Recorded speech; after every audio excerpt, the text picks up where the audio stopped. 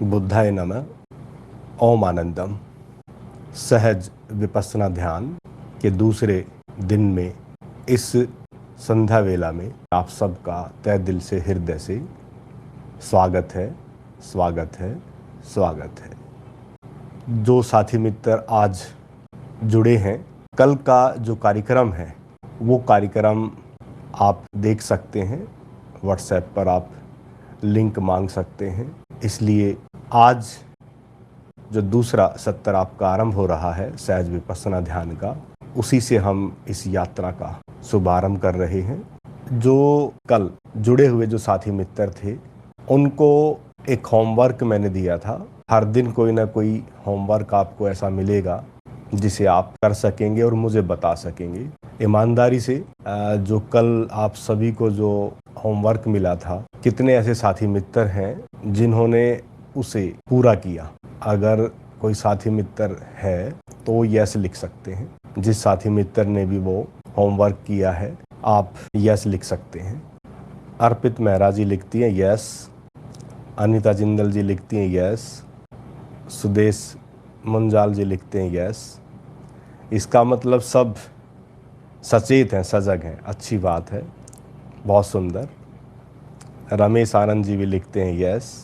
कोई नहीं, एक आध साथी मित्र अगर छूट भी रहा है तो कोई नहीं, आगे से ध्यान रखें इस बात का कि जो भी आपको होमवर्क मिलेगा वो आपके आगे की यात्रा में सहयोगी रहेगा, इसलिए आपको इशारे मिलते हैं। गंगा शर्मा जी लिखते हैं यस, बहुत सुंदर।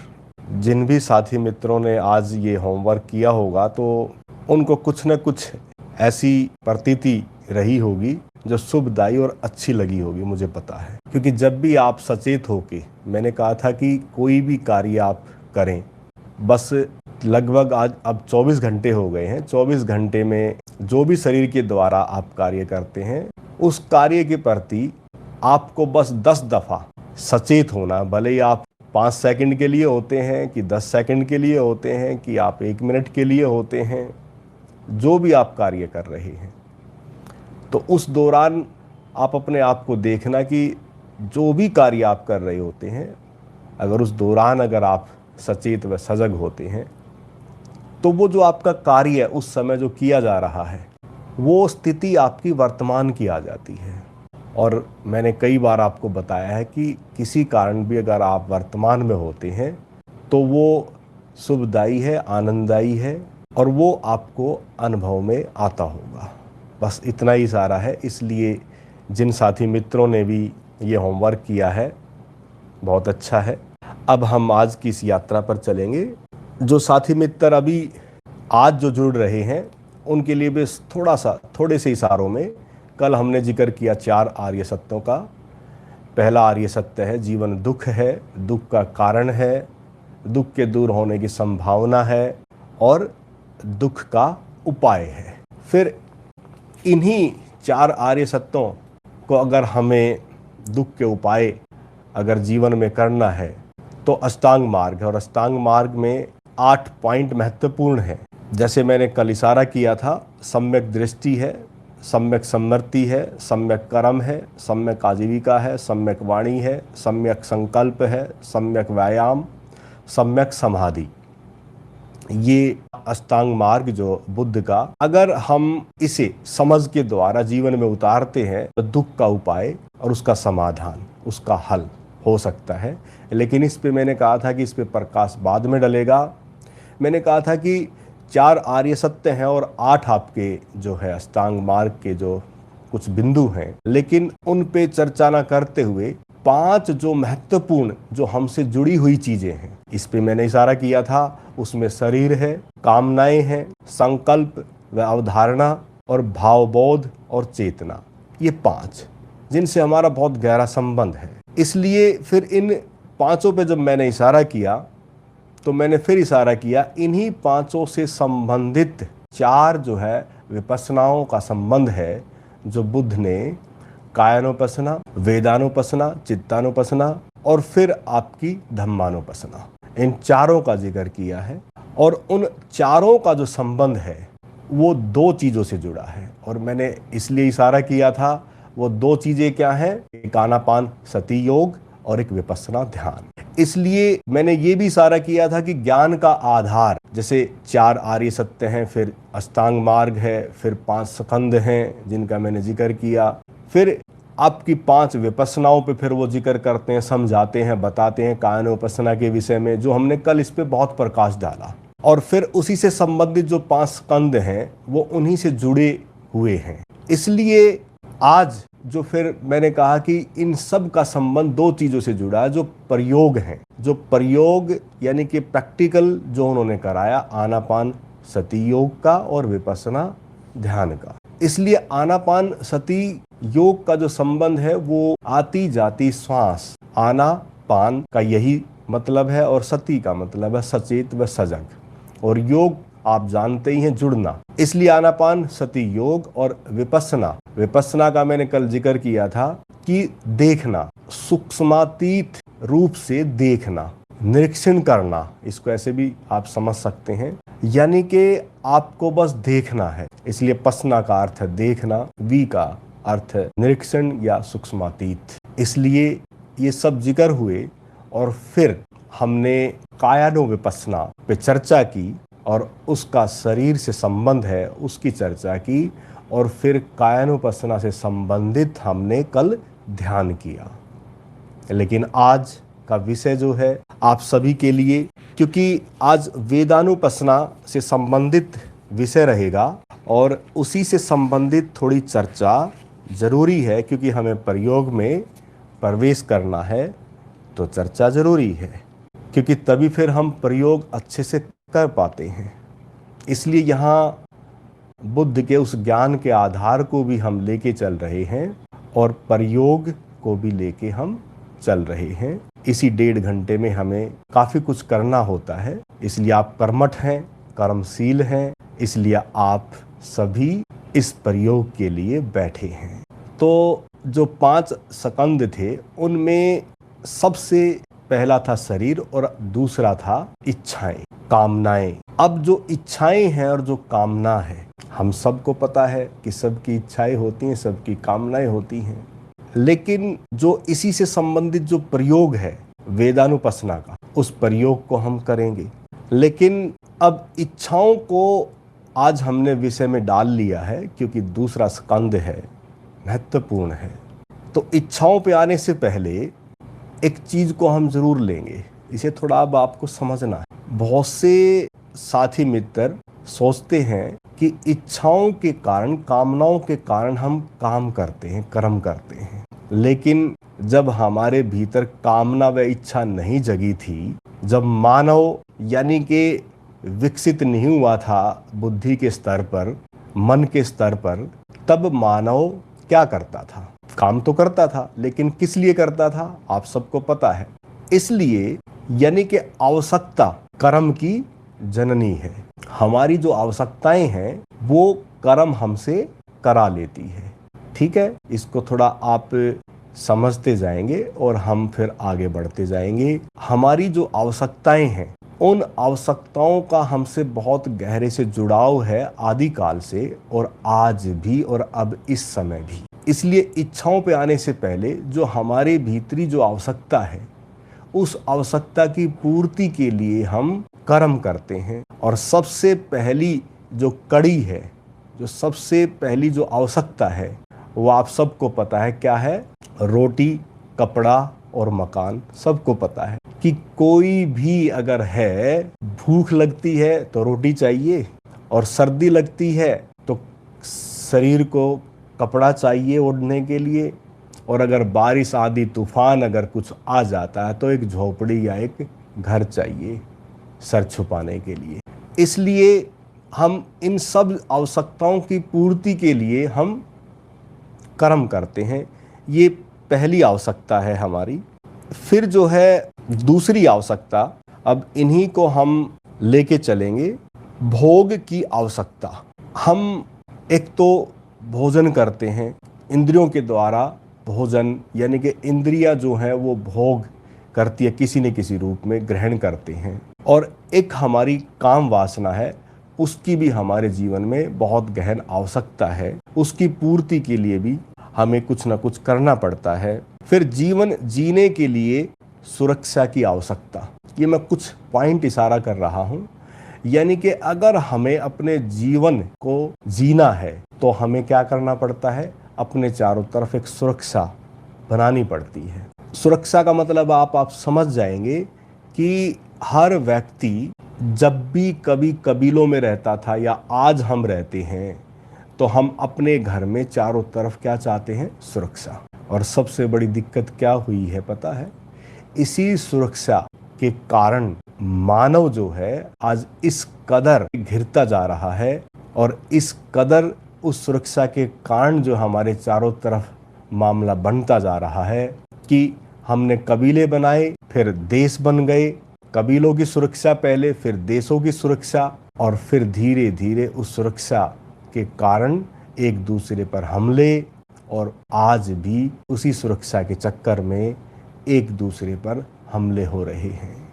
इसलिए मानव ने जीने के लिए सुरक्षा की आवश्यकता थी, लेकिन वो आवश्यकता किस रूप में बदल रही है, ऐसे ही ये आवश्यकताएं हमारी कैसे कैसे बदल जाती है, तब हम उस इच्छाओं के ऊपर आएंगे। इसलिए अभी इशारे हैं बस थोड़े थोड़े। फिर किसी से प्रेम पाने की आवश्यकता। अब मानव है, बच्चा है, पैदा होता है, तो आपको सबको पता है कि हम पशु पक्षियों को भी देखते हैं कि अगर उनको प्रेम ना मिले तो जीवित नहीं रह सकते। ऐसे ही मानव के साथ है, अगर उसे प्रेम ना मिले तो हम जीवित रहने में सक्षम नहीं हो सकते। इसलिए प्रेम एक ऐसी चीज है जिसके लिए हम जी पाते हैं, और फिर धीरे धीरे जैसे जैसे हम बड़े होते हैं वैसे वैसे हम उस प्रेम की आकांक्षा से भरते चले जाते हैं, उस प्रेम की मांग से हम भरते चले जाते हैं, और हम भी चाहते हैं कि कोई हमें प्रेम करने वाला हो, हमें प्रेम कर सके। इसलिए ये भी एक आवश्यकता है हमारी जीवन में। और फिर जीवन में मैत्री की आवश्यकता है। अब आप देखें, जहाँ आप रहते हैं अड़ोस पड़ोस में या कहीं भी, आप ढूंढते हैं कि अच्छा कोई ऐसा अड़ोस पड़ोस मिले जो मित्रवर हो, जो आपस में मैत्री से रह सके। ये सदा से रही है ये मांग। मित्र आकांक्षा का मतलब ही ये है कि हमारे जीवन में कहीं ना कहीं कोई न कोई आपके चारों तरफ ऐसा कोई ना कोई मित्र जरूर होगा। आप देखना अपने जीवन में होता है। तो इसलिए उस आवश्यकता, ये सब चीजें हमारे भीतर पैदा हो रही हैं। और फिर है सम्मान, यश की चाहना, यानी कि हम जो भी करते हैं, हम चारों तरफ एक ऐसा कार्य करते हैं कि लोग हमें सम्मान की नज़र से देखें, हमारी कीर्ति हो, हमारा चारों तरफ नाम हो। इसके चक्कर में भी हमें बहुत कुछ करना पड़ता है, पता है। एक घर में, परिवार में एक बच्चा है, छोटा बच्चा है, साल, 1.5 साल का, 2 साल का, 3 साल का, आपने देखा होगा, वो भी कुछ न कुछ करके दिखाता रहता है घर में ही, और हम बड़े खुश होते हैं कि बच्चा, अरे देखो क्या कर रहा है। कभी वो बेड से कूदता है, कभी सोफे पे चढ़ जाता है, कुछ ना कुछ करता रहता है। यानी कि उस बच्चे के भीतर भी वो दिखाने की आकांक्षा है कि मेरी प्रशंसा हो। अब ये जो भाव दशा है, धीरे धीरे जैसे जैसे हम बड़े होते हैं तो फिर हम कुछ ना कुछ और बड़ा करते हैं, और वो बड़ा ऐसा करते हैं कि लोग हमारी प्रशंसा करें, सम्मान दें। इसलिए भी हम करते हैं, और ये हमारे भीतर से ये आवश्यकताएं जन्मती हैं। नेचर है हमारा, भीतर की गुण और प्रकृति है। इसलिए फिर जो प्रतिभा को प्रकट करने की आवश्यकता। अब ये जो अंतिम है प्रतिभा, टैलेंट जिसे हम बोलते हैं, देखो ना, आपके चारों तरफ बड़े प्रतिभावान व्यक्ति होंगे। कोई बहुत अच्छा गाता है, कोई बहुत अच्छा नृत्य करता है, कोई बहुत अच्छी पेंटिंग करता है, कोई किसी चीज़ में माहिर है, कोई किसी चीज़ में माहिर है। उसके भीतर वो प्रतिभा वो लेके जन्मा है, वो गुण धर्म लेके जन्मा है। अब वो प्रकट होना चाहती है, वो खिलावट जो आपके भीतर से वो प्रकट होना चाहती है, वो प्रतिभा। और देखो, उसी प्रतिभा का प्रकट रूप आप अपने चारों तरफ देख रहे हैं, वो आपके भीतर भी है। वो सेल्फ एक्चुअलाइजेशन जो आपके भीतर है वो प्रकट होना चाहती है। इसलिए बुद्ध के भीतर वो थी खिलने की कला, तो आज हमारे सामने उन्हीं बुद्ध की विपස්සना को हम लेके चल रहे हैं। कब वो प्रकट हुई प्रतिभा? उनके भीतर स्पिरिचुअल महाकला प्रकट हुई। और कलाएं तो प्रकट होती रहती हैं, लेकिन ये महाकला है जो प्रकट हुई। ओशो के भीतर वही सब प्रकट हुआ। वो ऐसी कला के धनी, स्पिरिचुअल जो कला के धनी, वो सब प्रकट होता है। इसलिए हम सब के भीतर ऐसी कुछ चीज़ें पड़ी हैं जिनकी आवश्यकताएं और जो उनके कारण हम कार्य में लगे रहते हैं, कर्म करते रहते हैं। लेकिन जब वो कर्म जैसा हम चाहते हैं वैसा जब नहीं होता तो वो इच्छा का रूप ले लेता है और कर्म से कामना पैदा हो जाती है। इसलिए इच्छा का संबंध, अब इच्छा जो कामना है हमारी वो समझ आ जाएगी।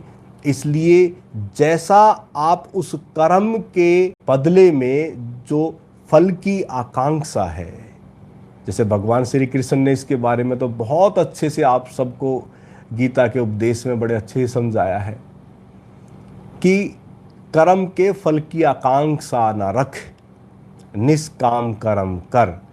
हम खूब पढ़ते हैं, खूब सुनते आए हैं, लेकिन ये सब कहाँ हो पाता है? बगैर फल के तो हम कुछ करते ही नहीं। ऐसा कौन है जो बगैर फल के कुछ करना चाहेगा? एक आध होंगे कुछ पागल लोग जो बिना आकांक्षा के कुछ ना कुछ करते रहते होंगे। तो इसलिए अब जो फल की आकांक्षा के कारण अगर कर्म करता है और जब वैसा फल नहीं मिलता है तो वही कामना बन जाती है और उसी कामना के कारण हमें दुख घेर लेता है। लेकिन अगर आप निष्काम कर्म, और उसी कर्म के विषय में कल मैंने थोड़ा समझाया कि शरीर के द्वारा हम कर्म करते हैं, उस कर्म के प्रति सचेत हो जाएं, सजग हो जाएं, तो वही कार्य आपका आनंद बन जाएगा। और कार्य एक बार अगर वो आनंद बनने लगा तो फिर किसी तरह का भी कार्य आपको बोझिल नहीं कर सकता, किसी तरह का भी कार्य आपको बोझ नहीं लगेगा। वो कार्य आपका क्रीड़ा और खेल बन जाएगा। इसलिए कोई भी कार्य आप कर रहे हैं, मुझे नहीं पता कि आप क्या कर रहे हैं, लेकिन वो खेल बन जाए, वो क्रीड़ा बन जाए, वो बोझ ना बने। इसलिए कल का विषय उसी शरीर से संबंधित था। अब जो इच्छाएं हैं, उन इच्छाओं के कारण ही हमारे जीवन में दुख आता है। इसलिए भगवान बुद्ध इशारा करते हैं कि इच्छाएं जो है वही दुख का कारण है। कारण का पता लग गया ना? अब भाई ये कारण तो बड़ा अजीब सा है। इस कारण का अब इलाज क्या? अब क्या कामनाएं, इच्छाओं को हम छोड़ दें? उन्हीं इच्छाओं के लिए तो हम भाग दौड़ कर रहे हैं, इतनी मशक्कत कर रहे हैं। जीवन का नहीं पता हमें, अपने समय का नहीं पता, अपने लिए समय नहीं है हमारे पास, क्योंकि हमारी कामनाएं इस कदर बढ़ गई हैं, इस कदर हमारी इच्छाएं बढ़ती जाती हैं कि हम उन्हीं में लगे रहते हैं। और कब वो घड़ी आ गई हमें पता नहीं लगता। कहते हैं कि मौत सिराने खड़ी हो जाती है और तब हम देखते हैं। एक चीज़ का ध्यान रखना,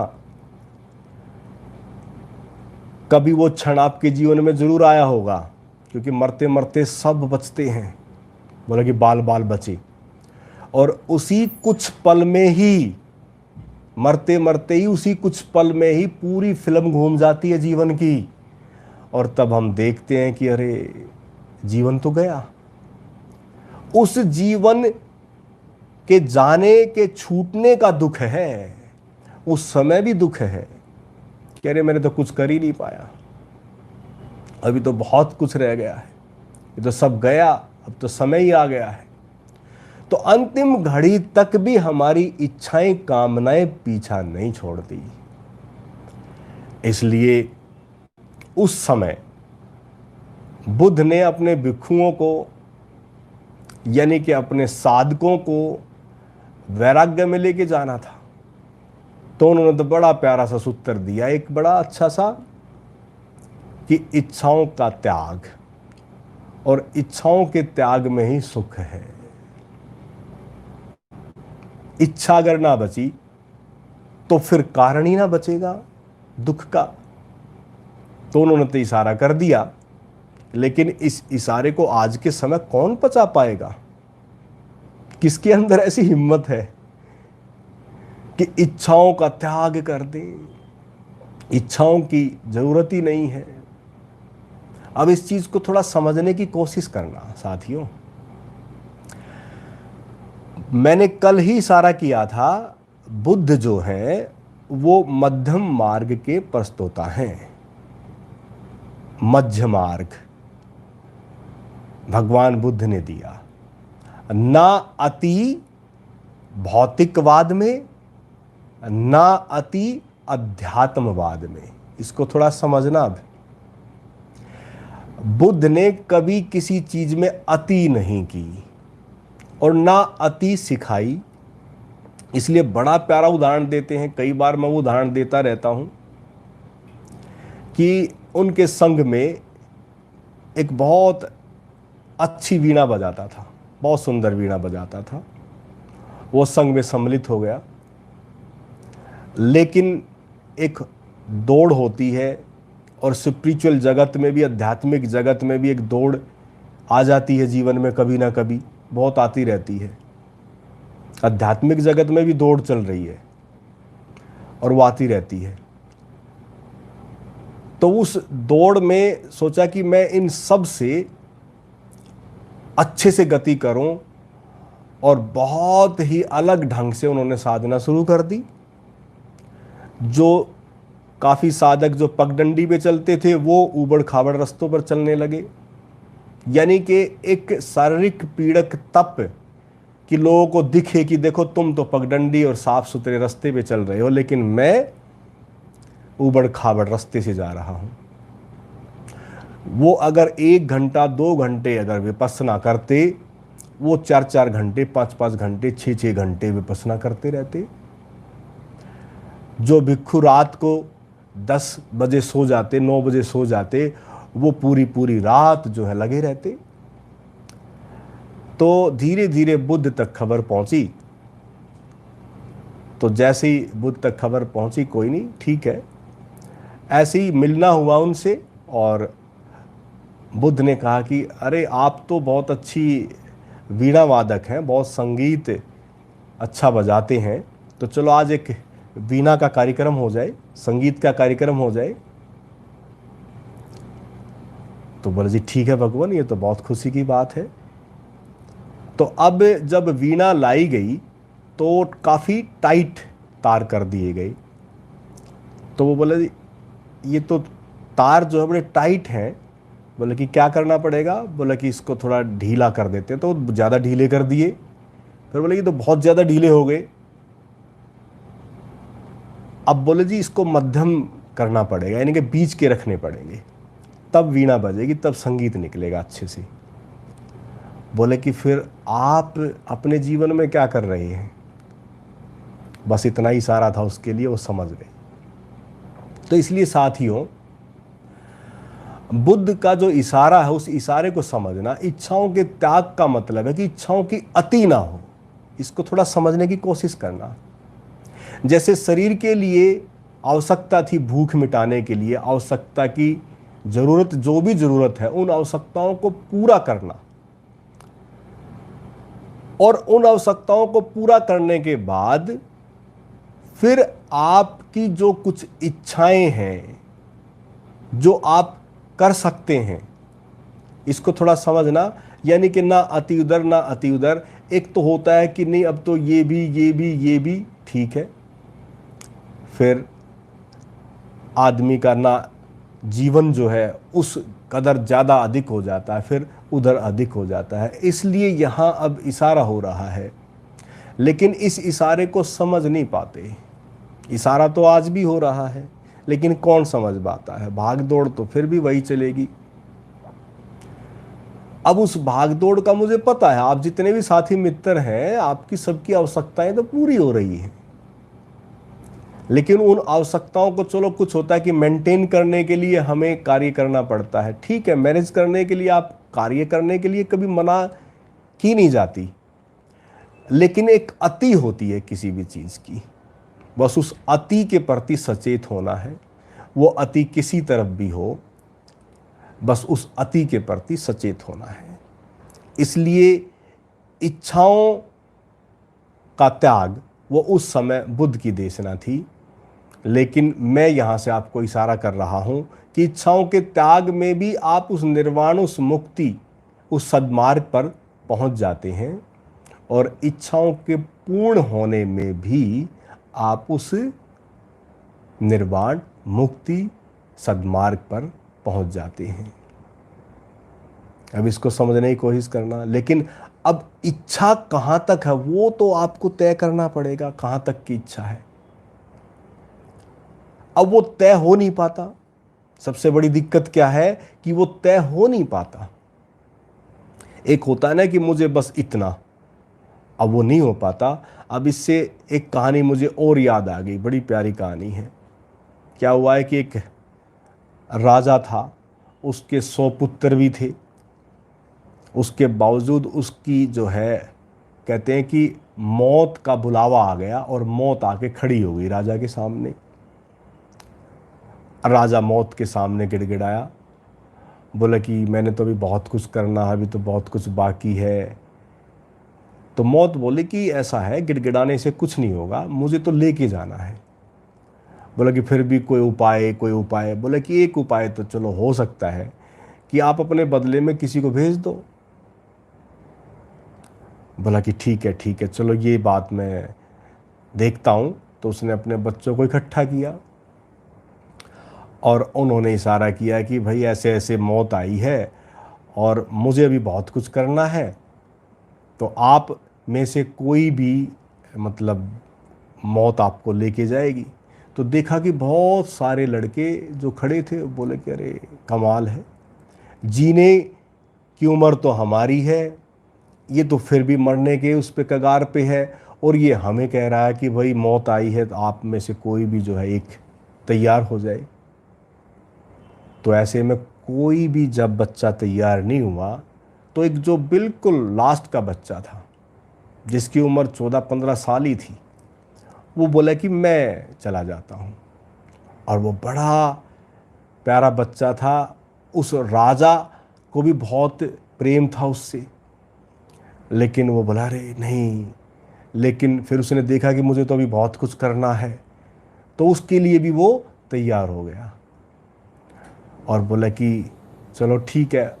इसमें एक शर्त थी, बोला कि अगर एक जैसे मौत, यानी कि आप बदले में आपको 100 वर्ष और मिल जाएंगे। अब राजा खुश, और वो बच्चे को लेके चलेगी। तो बच्चे से पूछा कि भाई आप क्यों तैयार हो गए। बोला कि ऐसा था, जब इतनी उम्र में अभी तक आपने जो कुछ आपने अभी तक कुछ नहीं किया, तो मैं क्या कुछ कर लूँगा और बड़ा होके। बस इतना इशारा करके बच्चा चला गया। और ऐसे ही हज़ारों साल वो ऐसी मौत आती, फिर गिड़गिड़ाता, फिर कोई ना कोई किसी न किसी को भेज देता। हज़ारों वर्ष जिया। लेकिन हज़ारों वर्ष के बाद कहते हैं कि ये कहानी है, लेकिन इसके पीछे बस मतलब को समझ जाएं कि यहाँ इशारा करके गया लास्ट में कि इच्छाएं ऐसी हैं जो कभी पूरी नहीं होती, वो कभी पूरी नहीं होती। इसलिए साथियों, मित्रों, एक ऐसा बिंदु तो आपको तय करना पड़ेगा कि बस, अगर वो बस हो जाए तो बस फिर काम खत्म। और मैं कहता हूं कि एक बार आपने अगर तय कर लिया तो वो सब हो जाता है, इतना ही मुझे पता है, वो सब हो जाता है। इसलिए इच्छाओं के त्याग की अब जरूरत नहीं है, लेकिन अपनी एक तय कर लें अपनी सीमा, बस वहाँ तक आप बिल्कुल करें, खूब करें, अपनी इच्छाओं को पूर्ण करें, और फिर आपका जब स्टॉप हो जाएगा तो मुक्त हो गई आप, बात बन गई, बस इतना ही सारा है। इसलिए जो इच्छाओं का जो आज हमने विषय लिया है, उसी से संबंधित वेदानुपसना, ठीक है। अब इस वेदानुपसना को हमें करना है। इस वेदानुपसना का थोड़ा सा इशारा आप समझ जाएं। शरीर व मन में प्रकट होने वाली दुखद व सुखद वेदनाओं को, जो अनित्य हैं और जो हमेशा बदलती रहती हैं, उनको दृष्टा भाव से देखना वेदानुपसना कहलाता है। अब आप समझ जाएंगे, जो भी साथी मित्र हैं, सुखद वेदना है या दुखद वेदना है, दोनों का नाम लिया है। और शरीर के तल पर भी सुखद अनुभूति है और दुखद अनुभूति है, और मन के तल पर भी सुखद अनुभूति है और दुखद अनुभूति है। दोनों तलों का संबंध जो है वो दृष्टा भाव से जुड़ा है। इसलिए दुखद वेदना है तब भी आपको दृष्टा रूप में रहना है, और सुखद वेदना है तब भी आपको दृष्टा रूप में रहना है। अगर ये दृष्टा सद गया तो समझो आपकी इच्छाएं सद गई। अगर ये दृष्टा आपका सद जाता है तो जो हमने 5 स्कंध में जो इच्छाओं को जो लिया है, कामनाओं को जो लिया है, वो अपने आप से सद जाती हैं।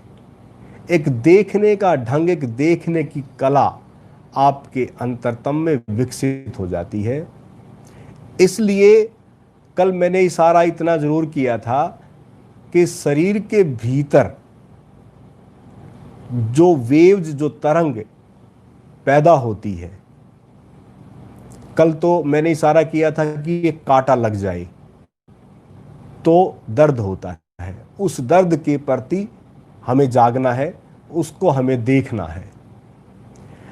अब मैं आपको इशारा कर रहा हूं कि अगर शरीर के अंदर किसी तरह का भी अगर कष्ट है, इसको थोड़ा समझने की कोशिश करेंगे साथी मित्र। और आजकल तो बहुत कष्ट होते रहते हैं शरीरों में, और ये ज़्यादा बढ़ रहे हैं। पहले भी रहे होंगे, लेकिन आज कुछ ज़्यादा अति हो रही है। तो अगर किसी तल पर भी, अगर किसी रूप में भी अगर शरीर का कोई कष्ट है, इस विज्ञान को अब आप समझ लें। अगर उस कष्ट को आप देखते हैं तो देर सवेर देखते देखते वो कष्ट खत्म हो जाएगा। बहुत बड़ा विज्ञान है।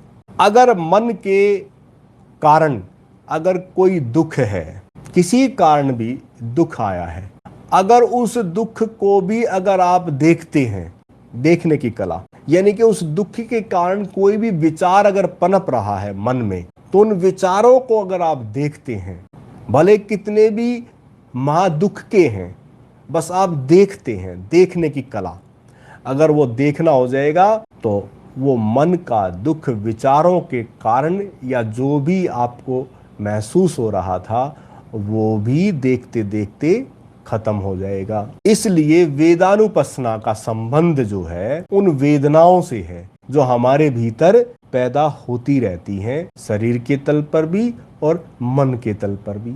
इसलिए जो एक कहानी जो बुद्ध से बहुत गहरे से जुड़ी है, मैं बार बार उसका इशारा करता हूं, पता आप लोगों को, कि बुद्ध को गाली दी किसी ने और फिर शिष्य खड़े थे। इस एक कहानी में सब कुछ है। आप सब कुछ यानी कि दृष्टा को समझ जाएंगे कि बोले कि अभी ठीक कर देते हैं भगवान। तो महात्मा बुद्ध कहते हैं कि आप लोगों को तो गाली नहीं दी। वो बोले कि नहीं। बोला गाली मुझे दी है। बोला कि हाँ जी। तो बोला मैंने गाली नहीं ली। बस इतनी सी बात। अब वो गाली नहीं ली, अब वो गाली कैसे नहीं ली गई, बस इस चीज को थोड़ा समझना है, क्योंकि वो इतने दृष्टा रूप थे, देखने में इतने सजग व सचेत थे, इतने सजग थे अपने शरीर के प्रति, अपने मन के विचारों के प्रति, और उन विचारों से जो चोट पहुंचती है उन शब्दों के प्रति वो सचेत व सजग थे। और जैसे ही वो शब्दों की चोट गाली रूप में पड़ी तो उस शब्द के प्रति भी वो सचेत थे और दृष्टा रूप थे, और वो उस घटना को दृश्य रूप में ही देखते हैं। उस घटना को किस रूप में देखते हैं? दृश्य रूप में। दर्शक है और एक फिर दृश्य है। अब मैंने कई बार इस विषय को खूब अच्छे से समझाने की कोशिश की है, तो मैं आपको फिर समझाने की कोशिश कर रहा हूं। मैं बार बार उदाहरण देता हूं। जैसे एक फिल्म आप देखते हैं या कोई सीरियल देखते हैं, अगर उसमें डर का सीन आता है तो आप डर जाते हैं, हंसने का सीन आता तो आप हंस लेते हैं, रोने का सीन आता तो आप रो लेते हैं, क्योंकि दर्शक का संबंध उस दृश्य से हो गया। अब यहाँ जो घटना थी, जो दृश्य था, बुद्ध का उस दृश्य से संबंध नहीं हुआ। इसको थोड़ा समझने की कोशिश करें। वो उस दृश्य के प्रति, उस घटना के प्रति वो सजग रहे, सचेत रहे। यानी कि दर्शक अपने आप को भूला नहीं, बुद्ध अपने आप को उस गाली के कारण भूल में नहीं गए, बेहोश नहीं हुए। नहीं तो कोई गाली दे और आप या ऐसा कोई व्यक्ति रुक सकता है, उसके बदले में दो चार ज्यादा देगा। लेकिन बुद्ध उस दृश्य के प्रति सचेत थे, दर्शक सचेत था। इसलिए अगर आप कोई फिल्म देखते हैं तो आप उस दृश्य से संबंध बना लेते हैं और आप अपने आप को भूल जाते हैं, और वो भूलना ही हमारे जीवन में होता रहता है। हमारे चारों तरफ दृश्य बनते रहते हैं और उन दृश्यों में हम अपने आप को भूलते रहते हैं और फिर सोचते हैं कि अरे अब नहीं होगा, आगे से नहीं होगा, और हम बस अपने जीवन को ऐसे ही भूल चूक और बेहोशी में अपने जीवन को खो देते हैं और हम दृष्टा को नहीं साध पाते। इसलिए मैंने कल आपको होमवर्क दिया था कि आप उस दृष्टा को, यानी कि उस कार्य के प्रति सचेत हो, सजग हो। अब आप समझ गए ना दृष्टा का मतलब क्या है? अगर आप उन सभी दृश्यों के प्रति, क्योंकि कार्य जो आप कर रहे हैं वो आपके चारों तरफ एक दृश्य है, ये पूरी पृथ्वी पर आपके चारों तरफ ये दृश्य बनते रहते हैं। घर में, अड़ोस पड़ोस में जहां आप कार्यरत हैं, वहां दुनिया भर के दृश्य आपके चारों तरफ बनते रहते हैं, और हम उन दृश्यों के साथ संबंध स्थापित करके अपने आप को भूलते रहते हैं। और बस उन्हीं दृश्यों के साथ गड़बड़ जब हो जाती है तो फिर हम कहते हैं कि अरे ये क्या हुआ। फिर हम पश्चाताप भी करते हैं, वो और डबल मार हो गई। पहले तो गलत हो गया, फिर पश्चाताप भी करते हैं। अब ऐसे में जो हो गया फिर उस पर पश्चाताप करना वो और डबल मार हो जाती है। इसलिए साथियों, आपके चारों तरफ जो दृश्य बनते रहते हैं उन सभी दृश्यों के प्रति सचेत हो जाएं, सजग हो जाएं। इसलिए जो वेदानुपसना का जो मतलब है, जो संबंध है, वो यहाँ भगवान बुद्ध इशारा कर रहे हैं कि आपके चारों तरफ सुखद व दुखद चीजें होती रहती हैं। अगर सुखद भी है तो उसके प्रति भी सचेत हो जाएं। आप सोचेंगे सुखद के प्रति भी, हाँ पता है आपको, ज्यादा खुशी भी आपको प्रॉब्लम में लेके चली जाती है। ये तो चारों तरफ आप सुनते हैं, एक तो दुखद वेदना शोक में लेके चली जाती है, शौक लग जाता है, और एक सुखद वेदना भी आपको किसी हादसे में लेके चली जाती है, उसमें भी हार्ट फेल हो जाते हैं, इतनी खुशी हो जाती है। ये तो आपने सुना है अपने चारों तरफ है। इसलिए दोनों के प्रति हमें क्या होना है? सचेत होना है, सजग होना है।